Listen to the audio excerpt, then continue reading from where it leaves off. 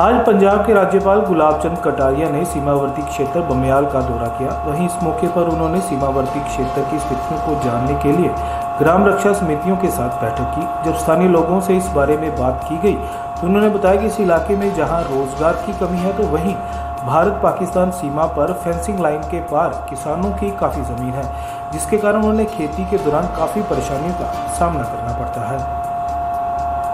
मैं 32 साल नौकरी करके आया आर्मी के अंदर, सिख रेजिमेंट के अंदर। असी BDC मैंबर हाँ। अज गवर्नर साहब आए थे, उन्होंने मीटिंग हुई है और कुछ पॉइंट है जोड़े असी BDCआं ने गवर्नर साहब को दिते है और गवर्नर साहब को दसिया गया है कि साडे इलाके दी जिहड़ियां मुश्किलां ने वो असी गवर्नर साहब को दसियां।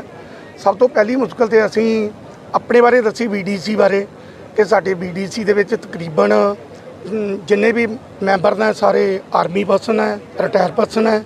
और सर साडी एक एड्डी वड्डी समस्या कि असी जदों भी साडा कोई मैडिकल का काम है सानू 50 किलोमीटर तक जाना पैंदा और उस तो बाद साडे इलाके दे विच कोई भी आर्मी की फैसिलिटी दी इदां दी नहीं है कि जिहड़ा साडे बच्चे आर्मी स्कूल दे विच पढ़ सकन कि साडे बच्चे इतों 50 किलोमीटर से जाके किहड़ी फैसिलिटी लै सकते हैं। नंबर 2 ते ना कोई इधर मैडिकल की फैसिलिटी है साडे कोल, ना आर्मी दे विच बच्चे साडे पढ़ सकते हैं, ना मैडिकल असन लै सकते हैं। मैडिकल 50 किलोमीटर दूर है इत्थों।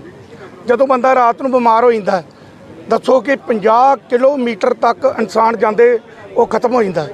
इस कारण साडे इलाके दे विच पिछड़िया इलाका है, ਜਿਹੜੇ ਅਸੀਂ ਬਾਰਡਰ ਏਰੀਏ ਦੇ ਉੱਤੇ ਆ, ਇਹਦੇ ਵਿੱਚ ਜਿਹੜੀਆਂ ਸਰਕਾਰਾਂ ਬਿਲਕੁਲ ਵੀ ਕਿਸੇ ਪ੍ਰਕਾਰ ਦਾ ਧਿਆਨ ਨਹੀਂ ਦਿੰਦੀਆਂ। ਤੁਹਾਡੇ ਫੈਂਸਿੰਗ ਦਾ ਬੜੀ ਦਿੱਕਤ ਹੈਗੀ ਹੈ, ਫੈਂਸਿੰਗ ਤੋਂ ਪਾਰ ਜਾਣਾ ਹੈ, ਉਹਦਾ ਕੀ ਕਿਹਾ ਹੈ? ਫੈਂਸਿੰਗ ਦੀ ਦਿੱਕਤ ਇਹ ਸਰ ਦੇਖੋ ਤੁਸੀਂ ਕਿ ਜਿਹੜੀ ਸਾਡੀ ਜ਼ਮੀਨ ਹੈ ਉਹ ਤਾਰੋਂ ਪਾਰ ਹੈ ਤੇ ਕਾਫੀ ਮੁਸ਼ਕਲਾਂ ਪੇਸ਼ ਆਉਂਦੀਆਂ ਕਿਉਂਕਿ ਪਾਰਲੇ ਪਾਸੇ ਤਕਰੀਬਨ 2-2.5 ਕਿਲੋਮੀਟਰ ਤੱਕ ਹੈ ਜਿਹੜੀ ਦੁਨੀਆ ਜਿਹੜੀ ਹੈ ਉਹਨਾਂ ਦੀਆਂ ਜ਼ਮੀਨਾਂ ਨੇ, ਕਿਸੇ ਦੀ 100 ਕਿੱਲਾ ਜ਼ਮੀਨ ਹੈ, ਕਿਸੇ ਦੀ 50 ਕਿੱਲੇ ਜ਼ਮੀਨ ਹੈ, ਕਿਸੇ ਦੀ 40 ਕਿੱਲੇ ਜ਼ਮੀਨ ਹੈ।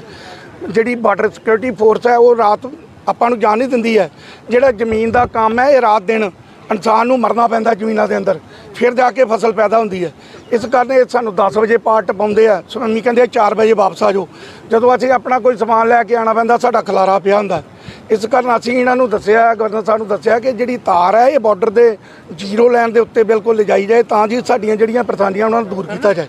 ठीक है। आपने भी बताई कि ये जो अपनी नदी है ये कई बार इधर से उधर घूम करके आती है और उसके कारण से क्या है कि उस नदी का उपयोग होकर के कुछ जगह फेंसिंग हुई है, कुछ नदी में अभी तक भी फेंसिंग नहीं होने के कारण से भी इस रास्ते का भी उपयोग कर लेते हैं और ये जो कुछ भी घटनाएं होती उसमें उसका बहुत बड़ा रोल है।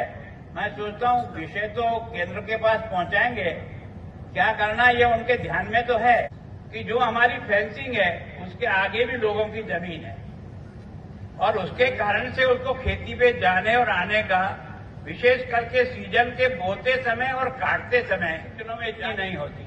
तो उसके बारे में भी हमको आगे सारे अधिकारियों से मिल करके सोचना चाहिए कि बुआई के समय और कटाई के समय कैसे इनको आसानी से हम जाने और आने दें और उसका किस तरह से करें। एक आपने जो कहा था कि उधर फेंसिंग करना चाहिए, तो फेंसिंग इस सारे के सारे ये जो 6 जिले हैं इसके बॉर्डर की फेंसिंग को जहां हमको लगता है कि अंदर बहुत खेती है, कहीं 3 किलोमीटर तक है, कहीं 2 किलोमीटर तक है, कहीं 1.5 किलोमीटर तक है, कहीं और 500 मीटर है, कहीं और कुछ है।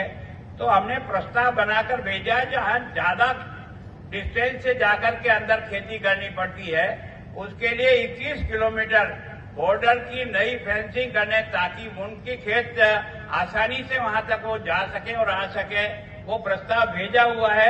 मैं सोचता हूं केंद्र सरकार की स्वीकृति के साथ ही ये काम हम शुरू कर देंगे। उसमें 8 किलोमीटर आपका पठानकोट का भी उसमें शरीक है जहां हमारी फेंसिंग जो है वो सजेस्ट की हुई है, जिसको आधार पर काम करने की कोशिश करेंगे। मैं सोचता हूं कि फिर बॉर्डर के ये जो गांव हैं इनको सालाना 10,000 रुपया प्रति हेक्टेयर के रूप से सरकार का सहयोग राशि मिलती है। 22 तक की तो मिल गई लेकिन 23 की अभी तक नहीं मिली है।